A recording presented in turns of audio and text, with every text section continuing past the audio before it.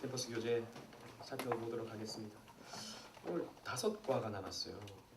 그래서 사실 12월 4주면 되긴 되는데 한과 남겨놓고 그냥 넘어가기는 그러니까 우리 특별 캠퍼스장들은 특별히 오늘 그냥 5과 다 하는 걸로 짧게 우리 다 아는 내용들이니까 확인하고 넘어가는 걸로 하겠습니다. 우리 87페이지 주의 성찬에 관하여 살펴보겠습니다. 여러분, 성찬은 무엇입니까? 성찬은 예수님의 살과 피에 참여하는 것이죠. 여기 보시면 예수께서 자기 몸과 피로 말미암아 성례를 교회에서 세상 끝날까지 지키도록 제정하셨다. 주님께서 제정하신 것입니다. 6월절 전날 밤에 예수님께서 제자들을 모으시고 이 떡을 먹어라, 이 잔을 받아 마셔라. 이것은 내 몸이다. 이것은 내 피다. 이것은 나의 피로 세워지는 새 언약이다. 이것을 먹는 자는 영생한다 라고 우리에게 말씀해 주셨죠. 그리고 그것을 제정해 주셨습니다. 그래서 우리는 이 성찬을 통해서 예수님께서 친히 희생제물이 되셨음을 항상 기억하게 됩니다. 우리가 이 성찬에 참여함을 통해서 예수님의 몸과 예수님의 피로 말미암아 내가 생명을 얻는구나. 내가 이 영적 양식을 통해서 나의 영적 생명이 유지되는구나 라는 것을 확인하는 것이 바로 성찬인 것이죠. 그래서 사실 성찬은 가능하면 자주 하는 것이 좋습니다. 그런데 우리의 형편상 이렇게 많은 대중들이 있는 곳에서 성찬을 자주 베풀기가 어렵기 때문에 우리는 특별한 날 절기 때 이렇게 성찬을 하지만 사실 성찬은 자주 하면 좋은 것입니다. 그래서 우리는 성찬 예식에 동참함으로써 영적 양식을 얻어 장성케 되고 자란다는 것이죠. 우리의 신앙이 자란다는 것입니다. 그리고 예수 그리스도와 더불어 교제의 줄이 되고 그리스도가 내 안에 계신다라는 것을 확인하게 되는 것이죠. 여러분, 그 먹음을 통해서 물론 그 떡이 예수님의 몸은 아닙니다. 조금 이따 또 살펴보겠지만 그 피가 예수님의 피는 아닙니다. 그 잔이. 그러나 영적인 임재 속에서 예수님이 내 안에 오신다라는 것을 확인하는 것이 바로 또 성찬인 것이죠. 그리고 약속이 된다 그랬습니다. 약속, 즉 새 언약이다라고 말씀해 주셨잖아요, 그죠? 그래서 옛 언약은 율법을 지켜서 의에 이르는 것이 율법의 옛 언약의 정신이었는데 이 새 언약은 나의 행위로 하는 것이 아니라 나의 의지로 되는 것이 아니라 오직 하나님의 은혜로 예수님의 피와 예수님의 살로 말미암아 나에게 의가 되고 나에게 생명이 되고 나에게 구원이 되는구나 라는 것을 깨닫게 되는 것이죠. 그래서 그의 신비적 몸의 지체가 되기도 한다 그랬습니다. 신비적 몸의 지체. 여러분, 이건 아까도 말씀드렸다시피 우리는 예수님이 내 안에 오시는데, 그런데 이것은 또 예수님과의 연합 속에서 우리가 예수님 안에 거하게 되는 거예요. 그래서 우리는 예수님의 지체가 되는 것이죠. 예수님은 우리의 머리가 되시고 우리는 그분의 지체가 되어서 한 몸을 이루는 것입니다. 그래서 여러분, 성찬은 한 떡을 떼서 같이 먹는 거예요. 한 떡을. 옛날 이 초대교회 때는요, 이만한 떡을 만들어 가지고 이렇게 돌렸다고요. 돌려가지고 떼서 먹고 돌리고 떼서 먹고 돌리고 나중에 간 사람들은 손때가 많이 묻어서 좀 했을 거고 또 양이 적으면 좀 기분 나빴을 수도, 진짜 그런 문제가 있었거든요. 초대교회 때 서신서 보면 그랬다고요. 한 떡을 먹는 거예요. 왜 한 떡을 먹냐? 우리는 하나다는 것이죠. 우리는 예수님의 지체로서 한 몸이다라는 것입니다.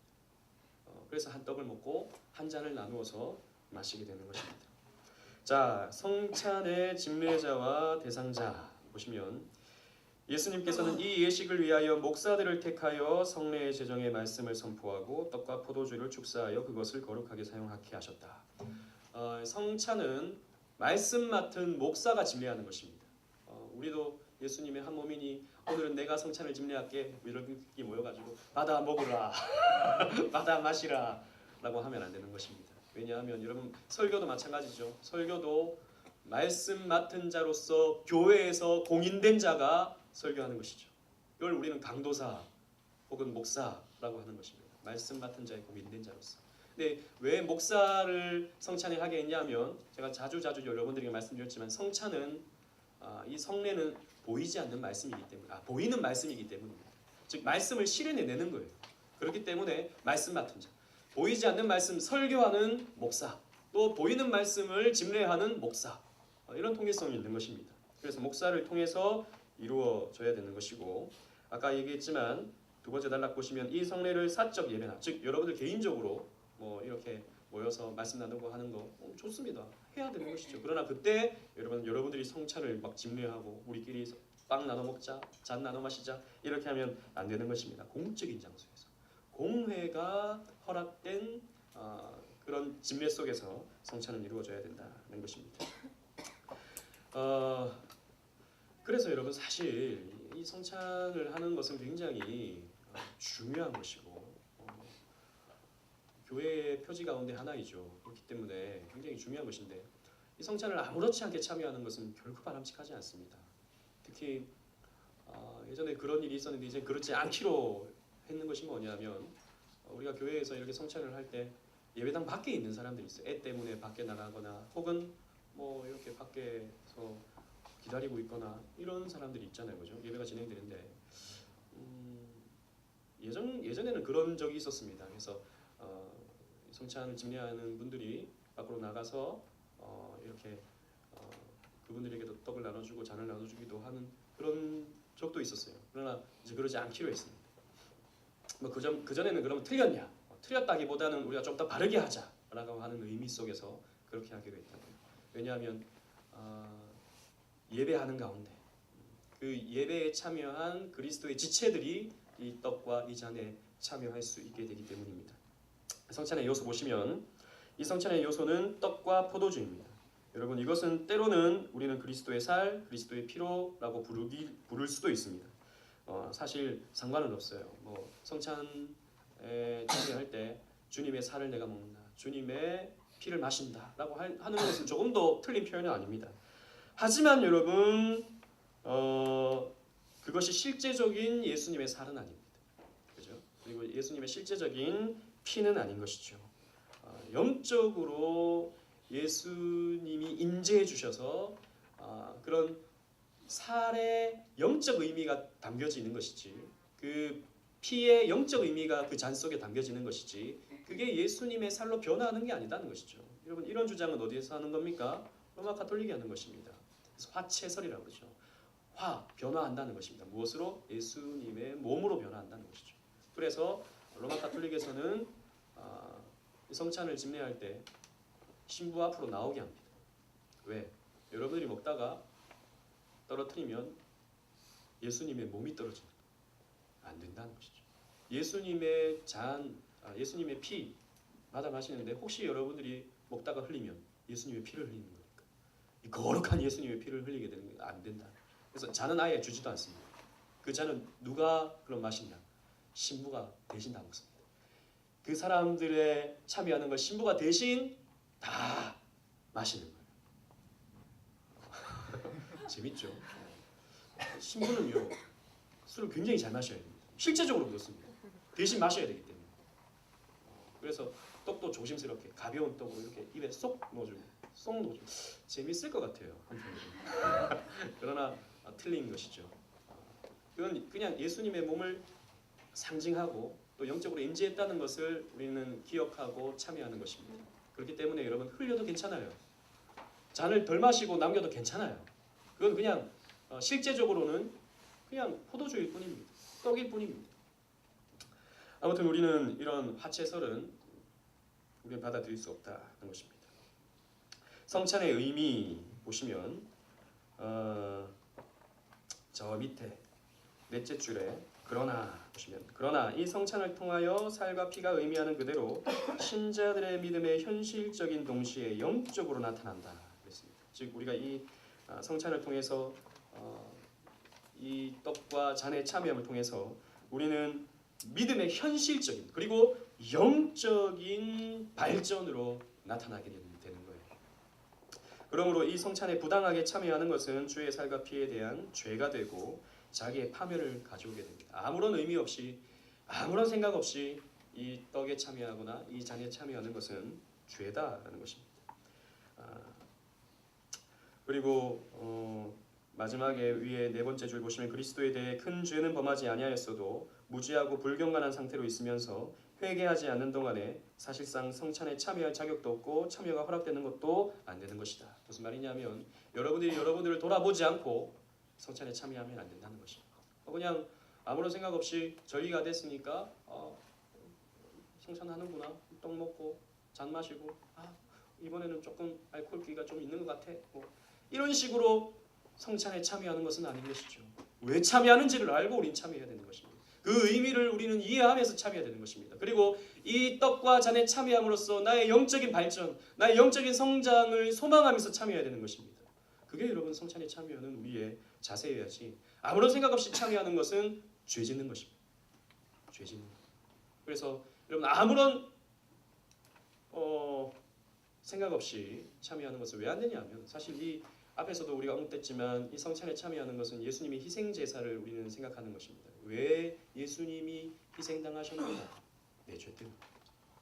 그래서 우리는요, 이 성찬에 참여하는 것 중에 가장 중요한 것이 나의 죄를 돌아보고 나의 죄를 회개하는 것입니다.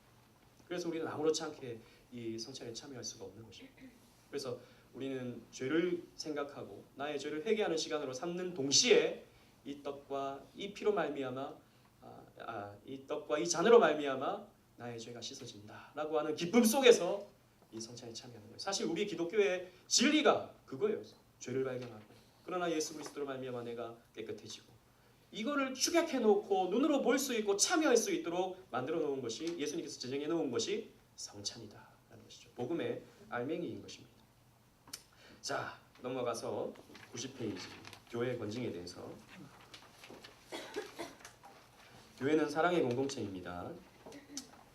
그렇다고 여러분 교회에서 모든 것이 용서되고 용납될 수 있는 것은 아닙니다. 즉 진리에 반하는 악에 대해서는 반드시 책임을 물어야 되고 그 죄를 도려내야 되고 아파도 그 죄를 지적해야 되고 거기에 대한 처벌이 있어야 된다는 것입니다. 그게 바로 권징이죠. 그래서 여러분 교회의 3대 표지가 무엇입니까? 복습. 교회의 3대 표지. 크게. 그렇죠. 말씀에 참된 전파. 역시 우리 이제 대학교에서 FC는 훈련이 잘 됐어요. 두 번째. 성례의 정당한 집행. 세 번째 손가락이. 마지막 세 번째. 그렇죠. 권징의 정당한 집행. 이 세 가지가 교회를 교회되게 하는 것입니다. 권징이 없는 교회가 아닌 것입니다. 권징이 있어야 되는 것이죠. 권징은 왜 하는가? 보시면 첫 번째, 신자를 용서하는 것과 징계하는 일에 대해 그리스도의 율법을 효과 있게 수행하고자 하는 데 있다. 즉 여러분 죄를 짓는, 우리가 죄를 짓죠. 그리고 어떤 드러나는 교회 안에서 문제가 되는 그런 죄가 나타낼 때가 있습니다. 근데 권징의 1차적인 목표는 그 사람을 용서하기 위함입니다. 그 사람을 바로 세우기 위함입니다. 그 사람을 처벌해서 그 사람을 쫓아내는 게 권징의 1차적인 목적이 있는 것이 아니라 그 사람을 용서하고 그 사람이 바로 세워질 수 있도록 그 사람을 용납하는 그런 자세에서부터 이 권징이 시작돼야 되는 것이죠. 그리고 거기에 대한 반드시 징계가 따라오는 것이죠. 왜냐? 이렇게 해야 하나님이 우리에게 주신 율법을 지킬 수 있기 때문입니다. 하나님이 우리에게 의를 가르쳐 주셨는데 그 의를 행하지 않는 것을, 오히려 악을 행하는 것을 교회는 방관할 수 없다는 것이죠.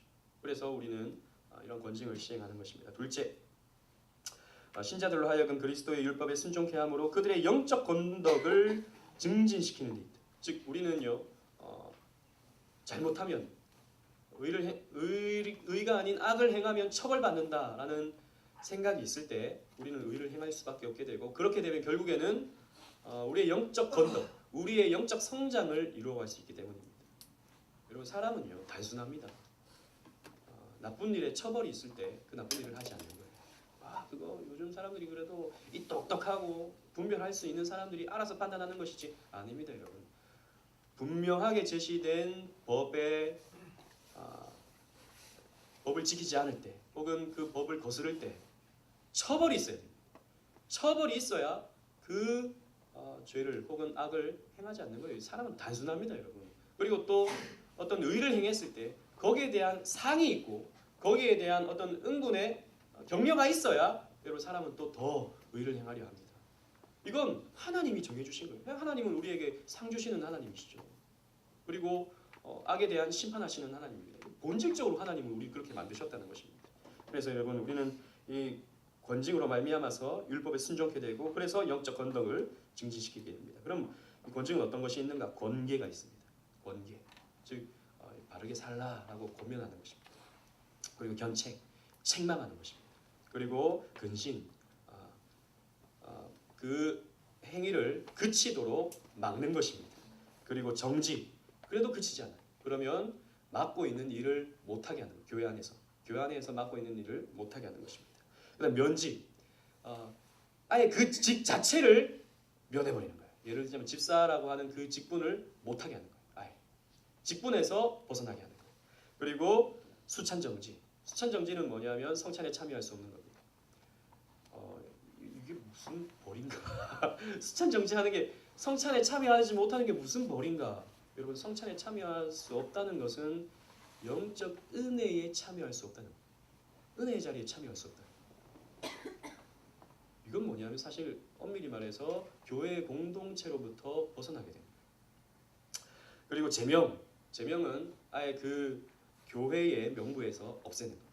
그 다음에 출교, 기독교라고 하는 이 테두리 안에서 벗어나게 하는 이러한 권징의 순서들이 있습니다. 그래서 처음에 권계를 했어요. 법령을 했어요. 그럼 받아들이면 안 넘어갑니다. 그러나 그래도 안 움직이면 다음까지 가는 거예요. 그래서 결국에는 신자가 아닌 데까지 교회가 판단하고 거기에 대한 징계를 권징을 하게 되는 것이죠. 교회 출입권은 누가 주시는 건가? 예수님께서 주셨습니다. 예수님께서 자기 교회의 왕과 머리가 되심으로 위정자와 구별되는 교회의 직원들에게 출입권을 위임해 주셨다. 단순히 목사에게 주신 것이 아닙니다. 교회의 공적인 이런 치리회를 통해서 주신 것이죠. 우리 교회로 치자면 당회, 노회로 치자면 노회, 그리고 총회라고 하는 이런 치리회를 통해서 이런 치리가 권징이 이루어질 수 있도록 하나님께서 위임해 주신 것입니다. 교회에게 주신 것이죠. 교회. 그래서 베드로에게 예수님께서 말씀하실 때 내가 너에게 천국 열쇠를 준다. 그래서 이것을 땅에서 매면 하늘도 매이고 땅에서 풀면 하늘도 풀린다라고 예수님께서 말씀해 주셨죠. 이것이 바로 사실 치리권, 권징의 권세를 우리에게 교회에게 주신 것입니다. 넘어가서 권징의 목적은 무엇인가? 앞에서도 제가 얘기했지만 형제를 고쳐서 잃어버리지 않기 위해 필요한 것입니다. 여러분 결코 이건 쫓아내기 위해서 하는 게 아니에요. 요즘 사람들이 요즘 교회에서 권징이 이루어지지 않아요. 사실 한국 교회는 권징이 거의 실현되지 않습니다. 그래서 한국 교회가 사실 많은 문제가 지금 일어나고 있는 것이죠. 왜 안 일어나는가?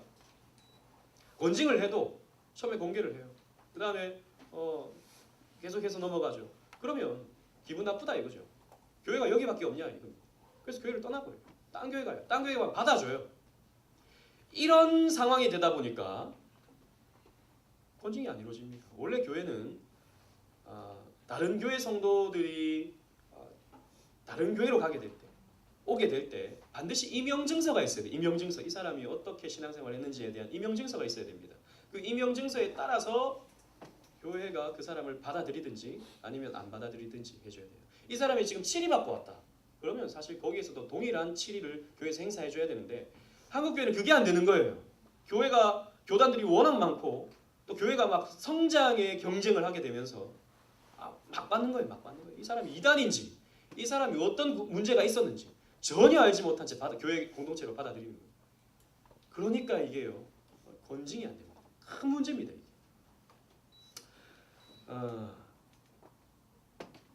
권징의 목적은 제가 권징의 목적을 지금 설명하면서 이 얘기를 했는데 고쳐서 잃어버리지 않기 위함입니다. 여러분 그래서 혹시라도 여러분 교회가 여러분들을 권징하거든 혹은 목사님이 뭐 그런 일은 뭐 없지만 여러분들의 악에 대해서 권면을 하게 될 때 여러분 그 받아들이셔야 돼요.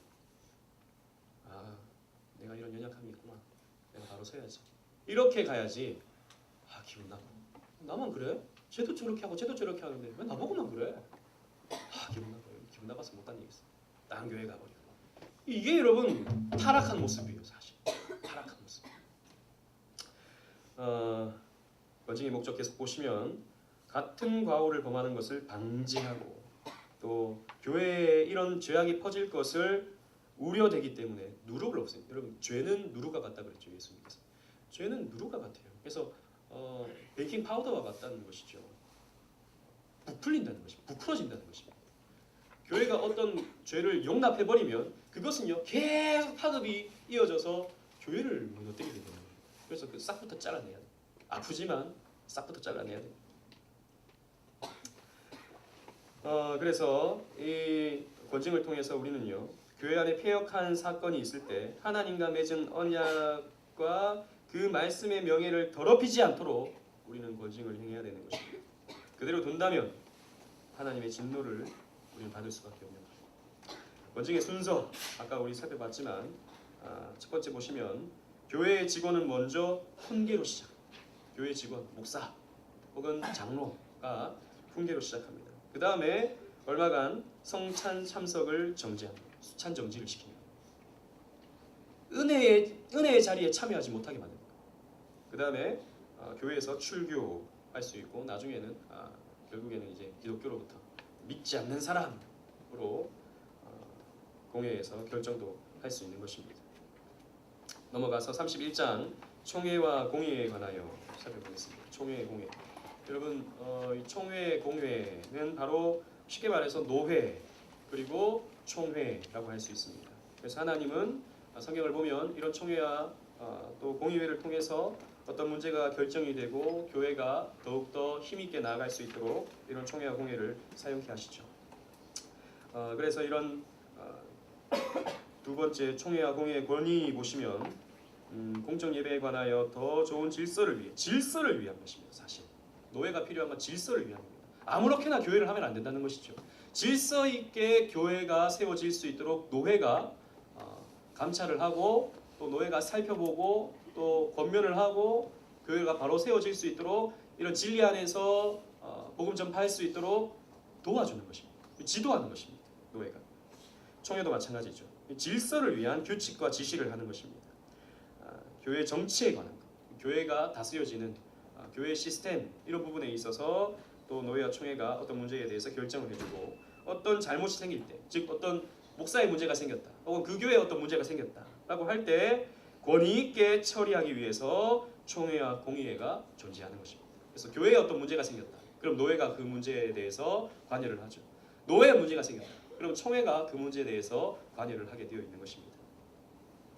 그래서 여러분 노회, 총회, 단회 이것은 뭐 총회가 높고 제가 지난번 우리 장로교회 할 때도 설명드렸지만 총회가 높고 그 다음 노회, 그 다음 단회 이런 권위가 순서가 이렇게 된다는 건 결코 아닙니다. 동일선상입니다. 총회, 노회, 단회 동일선상의 7일 이것이 서로 유기적으로 연합해서 협력해서 바른 교회를 세워가기 위함이다라는 것이죠. 94페이지 가서 신앙과 행위를 돕는 역할인 총회에 보시면 사도시대로부터 온 모든 공회의 총회는 총괄적인 것이나 개별적인 것을 막론하고 오류를 범할 수 있다. 여러분 이 말은 무슨 말이냐면 총회, 노회로 모이지만 그 노회와 총회는 항상 오류를 범할 수 있는 가능성이 있는 거예요. 어떤 결정을 내릴 때 그건 성경을 토대로 내리려고 하지만 거기에는 사람의 생각이 들어갈 수 있고 잘못된 판단이 들어갈 수 있다라고 하는 가능성을 우리는 늘 생각해야 돼요. 여러분 당회도 마찬가지입니다. 어떤 문제의 결정에 있어서 잘못된 결정을 내릴 수도 있어요. 교회가. 하지만 여러분 우리는 잘못된 결정이라 할지라도 여러분 그게 여러분 시간이 지나서 그렇다라는 것을 우리 확인할 수 있는 거예요. 그 당시에 모든 뭐 장로들 혹은 목사들이 어떤 결정을 내릴 때 최선이다라고 해서 결정을 내렸겠죠. 그런데 시간이 지나 보니까 그것이 결국에는 좀 안 좋은 경향으로 안 좋은 결과로 나타났어. 그럴 수 있다라는 것을 제가 지금 말씀드리는 겁니다. 그렇게 잘못된 결정을 내렸을 수도 있다. 왜냐하면 여러분 교회의 결정을 우리가 100% 하나님의 뜻으로 받아들이는 것, 노예의 결정을 100% 하나님의 뜻으로 받아들이는 것, 이 부분에 대해서는 우리가 생각해 볼 필요가 있습니다. 왜냐하면 아까도 말씀드렸다시피 시간이 지나면 그것이 잘못된 결정이었다라고 하는 것이 확인될 때가 반드시 있거든요. 그러면 그 하나님의 뜻이었다라고 해버리면 하나님의 뜻이 잘못되게 나타났다라고 하는 결과로 나타날 수 있기 때문이죠. 그렇기 때문에 우리는 항상 오류를 범할 수 있는 가능성을 염두에 두고 이 결정을 받아들이되 그 당시에 당회에서든 아니면 교회 공동의회에서든 노회에서든 총회에서든 결정을 내렸으면 마치 그것이 하나님의 뜻인 것처럼 우리는 받아들이고 순종하는 것은 반드시 필요합니다. 무슨 말인지 알죠? 그게 100% 하나님의 뜻은 아닐 수 있어요. 그러나 하나님의 뜻인 것처럼 우리는 믿고 그 교회 관할의 친일에 복종하는 자세가 우리에게 필요한 거예요. 이 차이를 아시겠죠, 그죠? 교회 고개를 끄덕여 주세요. 이해를 했으면. 그리고 교회를 위해 세워진 총회 보시면 총회나 공의회는 교회에 관한 사건 이외의 것을 취급하거나 결정해서는 안 된다. 즉 국가에 대해서, 정치에 대해서 교회가 직접적으로 그 문제에 대해서 이렇게 직접적으로 결정을 내리고 간섭하게 되는 이런 것들 안 된다라는 것입니다. 권면할 수 있어요. 교회 입장은 이것입니다. 권면할 수 있어요. 그러나 우리가 무슨 당을 만들어 가지고 예를 들자면 경향당 이렇게 하나 만들어 가지고 우리가 직접적으로 정치에 참여하는 이런 것들은 하면 안 된다라는 것입니다. 나라 일에 우리가 직접적으로 간섭할 수는 없다는 것이죠. 넘어가서 32장 사람의 사후 상태와 부활에 관하여 보겠습니다. 여러분 그 밑에 죽음 후의 육체와 영혼 보시겠습니다. 우리 다 아는 내용이에요. 여러분 자 그냥 목사님 보세요. 성도가 죽어요. 사람이 죽어요. 성도가. 그러면 여러분들의 영혼은 어떻게 됩니까? 몰라요? 여러분들의 영혼이 어떻게 됩니까? 성도 천국 가죠. 여러분들의 육신은 어떻게 됩니까? 그렇죠. 썩어지죠. 흙이 되죠. 아니면 저 화장터에 가서 불태워집니다. 그래서 한 줌의 흙이 됩니다. 그러다가 이제 예수님 다시 오시면 어떻게 됩니까? 부활하죠. 그죠? 그래서 우리가 죽어서 천국에 가 있는 그 상태. 그래서 예수님의 재림을 기다리는 그 상태를 우리는 중간 상태라고 합니다. 중간 상태. 그 천국. 그리고 부활해서 우리는 새 창조된 새 하늘과 새 땅에서 영생을 누리게 되는 것이죠. 반면에 불신자는 어떻게 됩니까? 불신자. 그 영혼이 지옥에 가죠. 지옥에 가서 고통을 받습니다. 소망 없는 곳에서 절망 속에서 시간을 보내게 됩니다. 물론 시간이라고 하는 것은 우리가 생각하는 그 시간과 다를 수 있습니다. 그러나 우리가 뭐 더 이상으로 상상할 수는 없으니까 보내게 됩니다. 거기도 마찬가지로 중간 상태죠. 그러다가 예수님 재림하시면 어떻게 됩니까? 심판을 받습니다. 심판을 받아서 영원한 불못에서 고통을 받게 됩니다. 여러분 맨 밑에 보시면 이 두 가지 외에는 아무것도 성경은 가르쳐주지 않는다. 때로는 목사님 영혼이 천국에 가 있는 것하고 나중에 육신이 부활해서 저 천국에서 새하늘과 새 땅에서 영혼이 사는 것하고 뭐가 다릅니까? 뭐가 다를까요? 몰라요. 잘 모르지만 분명한 것은 여러분 영혼은 육체가 없습니다. 영혼은 육체가 없어요. 천국에 가면 우리가 죽어서 우리의 영이 천국에 가면 지금과 같은 모습이 아닙니다. 지금과 같은 모습. 그러니까 거기에서는 상상할 수가 없어요. 꼭 어떻게 있는 건가 몰라요. 뭐 어떻게 몰라요. 어떤 사람들은 방언 있잖아요. 방언이 아마 천국 가서 우리가 영의 언어이기 때문에 천국 가서 나눌 수 있는 어떤 언어일 거다 하고 이렇게 주장하는 분들이 있어요.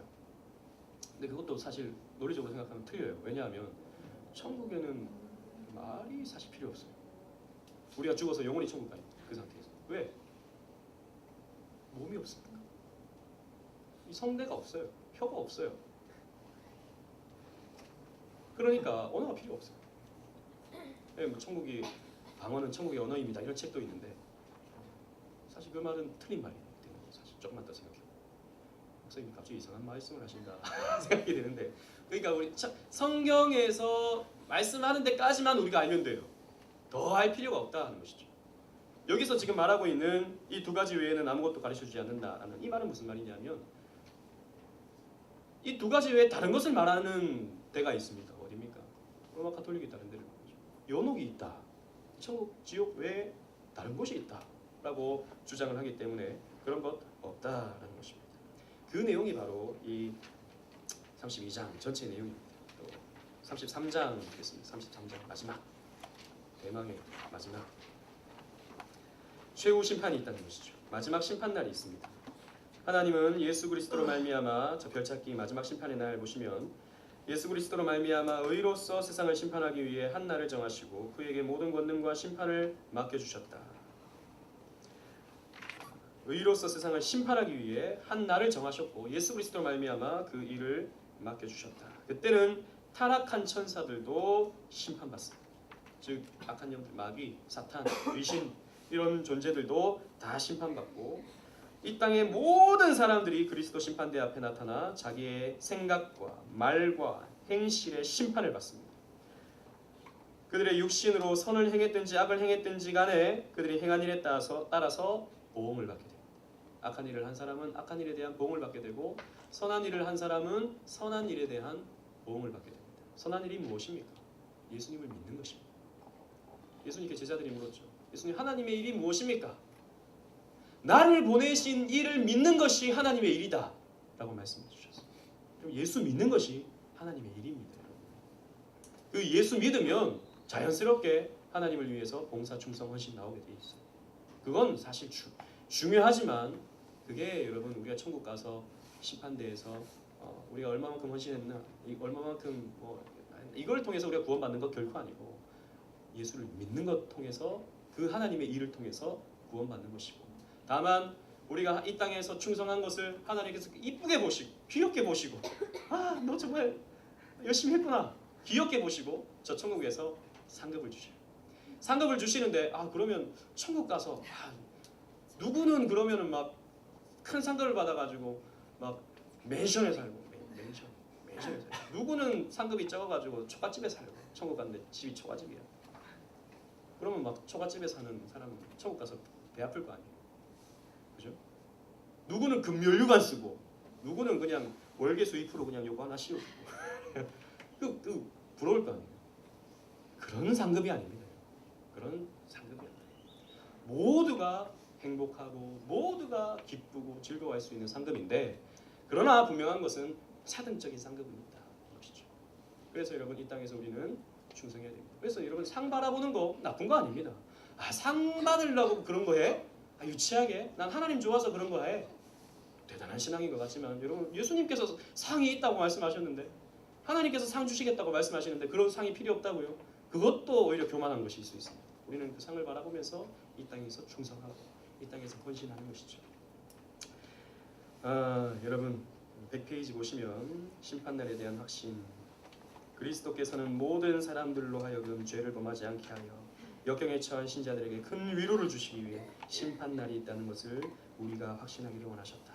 여러분 이 땅에서 여러분 우리는 많은 고초를 받고 살아갑니다. 우리는 예수 믿어서 행복하다고 하지만, 그러나 삶의 현실들은 녹록치 않습니다. 은혜 받기 때문에 우리는 극복할 수 있지만, 그러나 우리의 삶은 너무나도 피곤하고 힘들고, 안 좋은 일이 끝난 것 같아서 이제 좀 괜찮겠다 싶은데 또 안 좋은 일이 생겨. 또 이 문제가 언제 끝나나 하다가 시간이 지나서 이제 해결됐다 싶으면 또 안 좋은 일이 생겨. 그런 고난의 연속이 바로 우리의 삶입니다. 여러분 그거 벗어나려고 하지 마세요. 그냥 그런 고난 앞에서 여러분 당당하게 맞서려고 하십시오. 그게 우리 성도의 자세입니다. 괜찮아요. 어려운 일이 생겨도 우리 괜찮아요. 건강 좀 안 좋아져도 괜찮아요. 아픈 일 좀 생겨도 여러분 괜찮아요. 왜 괜찮습니까? 끝이 있어요. 이 땅에서의 삶은 끝이 있다고요. 심판날이 있어요.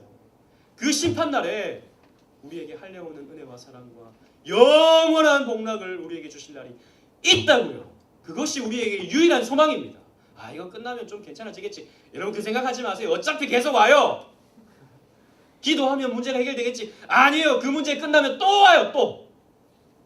그거 벗어나려고 하지 마세요. 이 땅에서는.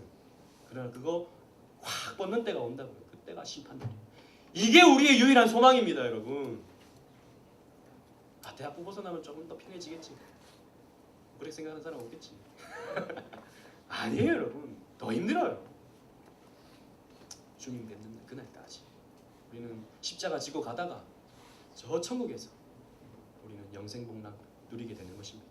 그때 우리는 비로소 안식하는 거예요. 이 땅에서는 우리 안식의 맛만 보는 거예요, 사실. 저 천국에서 우리는 영원한 안식하게 되는 것입니다. 자, 끝났어요. 유후. 자, 우리 박수 한번 하겠습니다.